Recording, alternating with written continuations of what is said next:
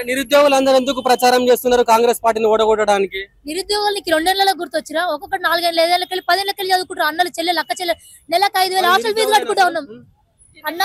నాది ఇవాళ degree complete అయిందేమో గానీ ఎవరైతే స్టూడెంట్స్ ఉన్నారో ఇదే దిల్సుఖ్ నగర్, అమీర్పేట్, కూకట్పల్లి చౌరస్తలలో ఉన్నటి హాస్టల్లో 4-5 వేలు ఫీజులు కట్టి ఇంటికాడ తల్లిదండ్రులకు సమాధానం చెప్పుకోలేక చదువుకి ఇంకెన్ని రోజులు అయితే జాబ్ చేసుకో, ప్రైవేట్ జాబ్ చేసుకుని తల్లిదండ్రులు ఫోర్స్ చేస్తున్నా కూడా ప్రభుత్వ ఉద్యోగాల మీద, ప్రభుత్వం మీద ఇంకా నమ్మకం పెట్టుకునే విద్యార్థులు ఎంతో మంది వాళ్ళందరి ఆశలు హరియాశలు చేసి పేపర్లు రాస్తే పేపర్ లీకేజీలు చేసినావు, దొంగ పేపర్లు లీకులు చేసినావు. నువ్వు ఈ రోజు ఇంకా నిన్ను ఏ నమ్మకం పెట్టుకుని ఇంకొకసారి అవకాశం ఇవ్వమంటావు?